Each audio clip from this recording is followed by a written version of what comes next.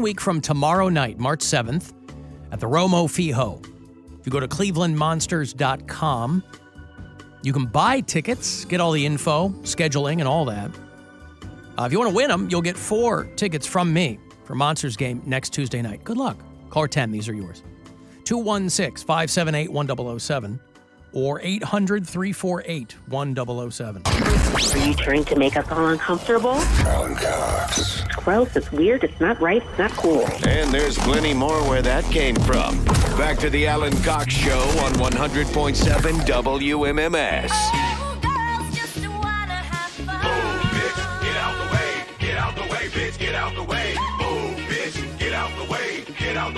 Get out the way. Bitch, move. There you go. Something off of the There I Ruined It Instagram account, which is fantastic. I remain a sucker for a quality mashup. But, you know, Cyndi Lauper is up for nomination into the Rock and Roll Hall of Fame. And she's still really high in the fan vote. Occasionally, when I want to get depressed, I'll log on to rockhall.com and I'll check the current standings of the fan vote for induction into the class of 2023. And George Michael remains at the very top of the voting for induction into the Rock and Roll Hall of Fame. By about a 12,000, about a 120,000 vote margin. There you go. Ahead of Iron Maiden and Soundgarden. And I'm happy to see Warren Zevon is in third place in the fan vote. I thought that he would have been very much a dark horse, but I guess all the Zevon fans are coming out, and that's good news. But to see George Michael and Cyndi Lauper at the very top of the Rock Hall fan votes, and again, I know the terrain in which we're deployed with this, right? It's not something where they're like, you have to prove your rock and roll bona fides before you vote. It's entirely open to the public. And people who love George Michael and or Cyndi Lauper and have no vested interest as to whether or not they're in the Rock and Roll Hall of Fame, but they just like those artists. So George Michael, Cyndi Lauper, Warren Zevon, Soundgarden, and Iron Maiden. And again, I reiterate, Soundgarden and Iron Maiden are very far behind those top two. And whoever wins the fan vote gets an extra ballot in the voting. So it's not like it's entirely up to that. Yeah, it's not like that swings anything wildly one way or the other. The very bottom of the fan vote is Tribe Called Quest. They have a little over 62,000 votes. Rage is near the bottom. White Stripes near the bottom. Willie Nelson, Joy Division, Kate Bush, and Sheryl Crow just outside that top 5.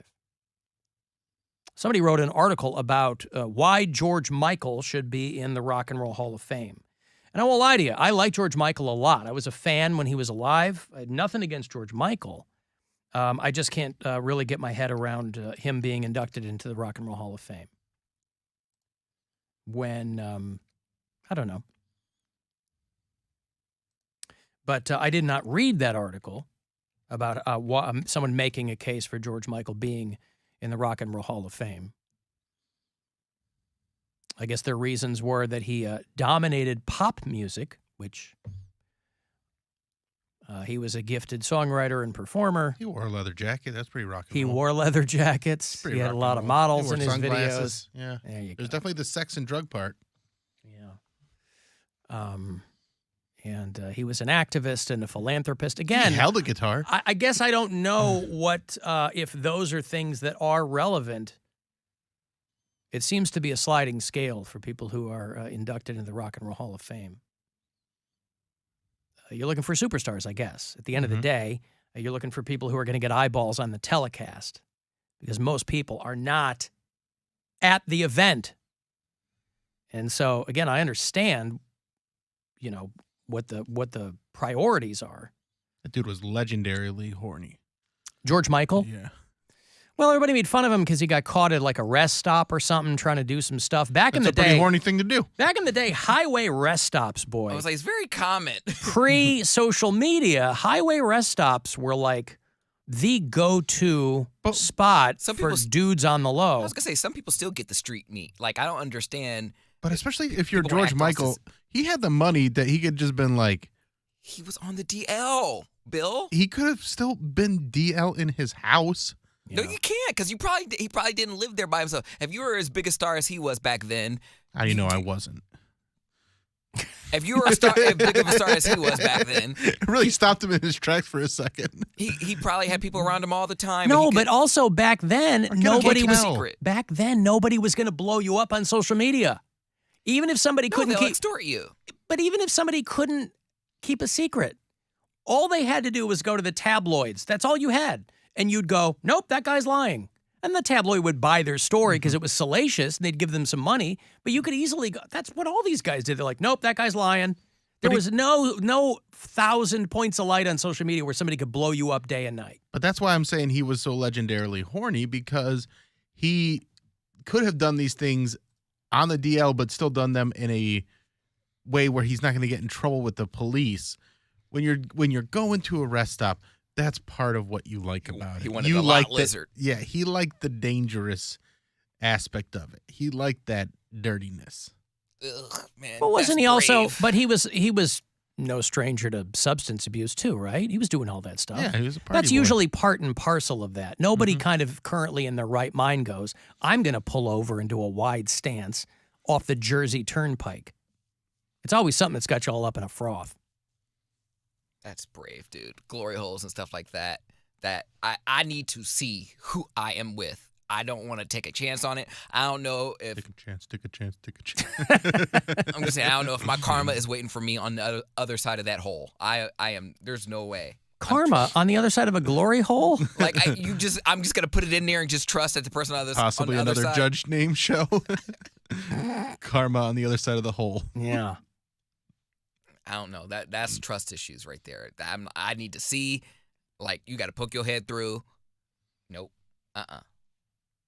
Well, because part of it was like in the 80s, especially, I mean, just gay men in general, but especially celebrities were, even so there was no social media, they were worried about being outed because everybody was talking about AIDS. Everybody thought that every gay guy had AIDS.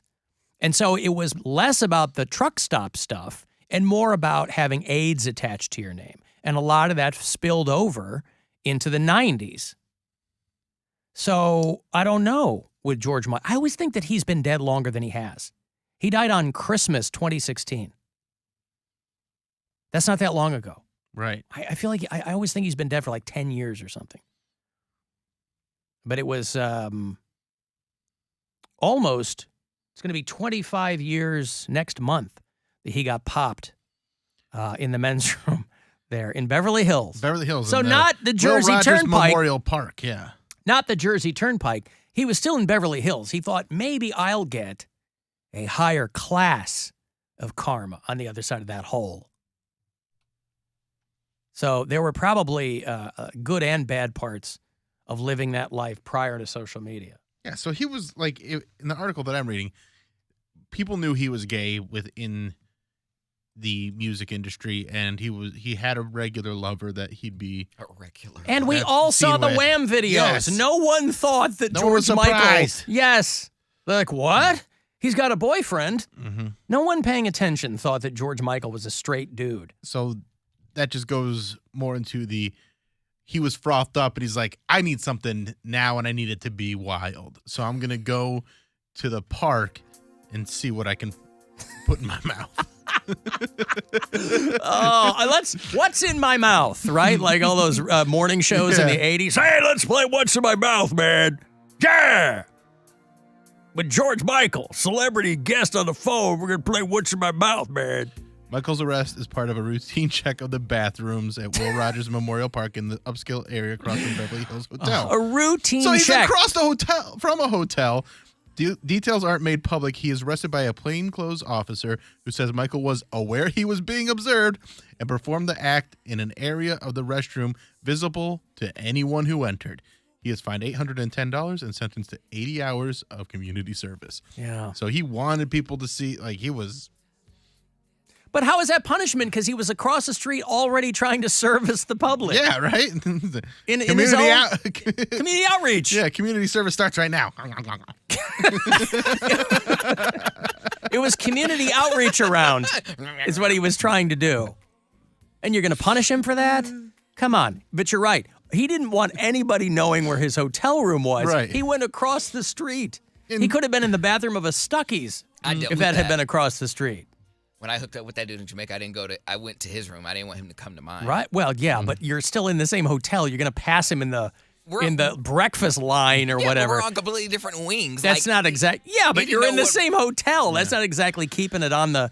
You're not Perry the Platypus running around behind a plant. That was a huge resort. And when you have a resort that size, you can go places and not cross paths. But you did cross paths with him. Well, that's because he was stalking me. But that was something totally different. Normally, if a He's normal sitting there person, sipping his mango juice at breakfast, and this guy's like, hiding behind a ficus. Hoping to get a little more something. Wow, this guy. Well, anyway, George Michael. Put him in the Rock Hall. He's earned it. Yeah, listen, if he gets in, listen, none but love. It's just anytime those names come up, I'm like, really? Is Blue Oyster Cult in the Rock and Roll Hall of Fame? What did Poundcake call him? The Blue Oyster Connection? BCC. BOC? The Blue Oyster Connection is what he called them. And put them in the Rock and Roll Hall of Fame. You see who got arrested again? Friend of the show, although he'd been on farther back than I thought. Our buddy Wes Scantlin. Oh. From Puddle of Mud. He'd been on the show because I have no concept of time. COVID carved a lot out. Wes Scantlin was on the show. We were at Oak Tree, October of 21. I thought it was last fall, but it was the fall before. He came in and did the show, kind of last minute, but he was in town. Puddle of Mud was playing the Odeon. And he came in and sat down with us, and we had a fine chat. I like Wes Scantlin. I had met him before, but it was many, many years before. And so I thought, well, maybe he's in a different frame of mind, because this was a guy who was like famously always getting into trouble. He was screaming at the crowd, or he was fighting haters, or he was, singing a cappella songs just terribly. Easy friend, I do, with the head to hand, I do. Thank you for this too, I do. But you have a clue. Very. Maybe he was singing that on his porch, and they picked him up. No, again, nothing awful. I mean, he got picked up on a trespassing charge, but they found him skulking around a house in Hollywood that he had lost to foreclosure. Aww. Like on a Monday morning. So maybe there was something inside that he forgot that he didn't have. I don't know. A woman on TikTok, it's always TikTok. A woman on TikTok claimed that a famous rock singer showed up to her house. She was living there now. That's all she knows him as, famous rock singer. I don't know your name, but I know you're a famous rock singer. Probably because it's what he told her. Hey, I'm a famous rock singer. Wes Scantlin. She's like, I don't know who you are. So he goes to her house. She's living there now and refuses to leave. He said he's going to camp outside, threatened her maid, and was arrested because they found out that he had some kind of other order already against him. So Wes Scantlin, listen, when we met him, I thought I was talking to a changed man. I'm happy to report, not so much. He's still the same old Wes. He bought the house for $1.7 million about 15 years ago and then lost it to foreclosure. Oof. And then apparently destroyed the place. You know, that was a thing, too, when people were losing their homes back in, like, the housing meltdown, 08, 09, around there. People were leaving their houses, and they're spreading crap on the walls and just destroying them, you know, for anybody who might want to come along and buy it. And then he's been back to the house a couple of times, broke through a window, pulled an alarm system out of the wall, all kinds of stuff. He's got a song that he wrote in there. He's like, I know there's a song. It's going to put me back at the top of the charts. And the notebook that it's written in is in that house, and I got to find it. That's why I thought he you keeps meant going back and breaking in. Yeah. I thought he meant writing a song about all of his attempts to break into his old house. Maybe that'll be it. But I think there's something in his mind that he's like, there's something in that house that I still need. Yeah.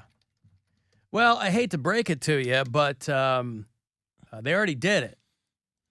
Bare Naked Ladies already did The Old Apartment. And that breaking in their old... I broke into The Old Apartment. Yeah. Good song. It's a good song. Huh? Good song. Well, I know how you feel about Bare Naked Ladies. I'm a big fan. Here's the best Oh, Bare the Naked band Ladies song. and- It's been Yep, that's as much as I can enjoy of them. You can stomach, but I enjoy them quite a bit. So, yeah, he got popped at LAX for having a gun in his bag and all that kind of stuff. So he's still getting into trouble. I feel like you But want. he's out there and he's playing music and, what? I feel like you want to get in trouble if you're in LAX with some contraband, because it's one of the busiest airports in the world. Yeah, but it's also amazing what people say they forgot they had in their bag. Do you think they're telling the truth when they say Yes. that, though? That's the trouble, especially with guns in this country, is because guns are so prevalent that I think people legit, they have so goddamn many of them. They go, oh, I didn't know. Yeah, right. They just, I don't even think it's anybody lying or pretending. You see that wall of weapons at Hopkins. Meanwhile, They're like, oh, we got ninja stars off this guy. You know, this proud display there under plexiglass of all the things that they've confiscated from people over the decades. It's bananas. meanwhile, I'm getting a They third did- degree they and what strip to- searched in Miami. They did what to him?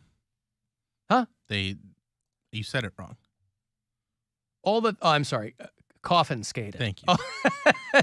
All the things that they've coffin skated Mhm. from people over the years. Confiscated. That's right. All the things that have been confiscated from their people out there at Hopkins. Confiscated. Uh-huh. So our buddy Wes Scantlin, again, we hope that you can get things together. You know, the guy has at least one kid. And, I mean, that kid now is probably, college age. Puddle of Mudd is a band that's been around for 30-plus years. And he's the only original member because he probably drove everybody off one by one. You know, he's a guy that the band's got some name recognition. They had more hits than people remember. And so, if you're a journeyman musician, you go, hey, want to go on tour with Puddle of Mudd? You're going to go, yeah. Make a few bucks. You're in a band that people know. You can still sell tickets. At this point, because you're not sure if the guy's going to flip out on stage. But whatever. They put their last album came out about a year or so before he was on this show. I don't know if it sold, but he's been picked up again. He's on the list of like the hottest people that have been in studio here. Is he? One of our guests. Yeah, he's not. Do you think number Wes one. Scantlin's a hot guy? Yeah, he's good looking. Yeah, he's on Okay. the list. Who else is on that list? Most of the guys that have been on Chelsea lately. Like John Frangiola. Caparulo. Frangiola, whatever his name John is. Caparulo. Yeah, Chris Frangiola is a good looking dude. And then the one that Mary just hung out with not too long ago, he was on our show. Eric Griffin. Yeah. Who did Mary hang No, out she's with? thinking of Jeff Jeff Dye. Dye. Jeff Dye, yeah, he was in here too. Jeff Dye is probably a number good looking one. guy in any situation, right? Not just for being a comedian. He's a good looking dude. I was like, Phil Hanley. Phil was just Hanley here. was He just was a in, male yeah, model. yeah. Right. who was Jeff Hanley?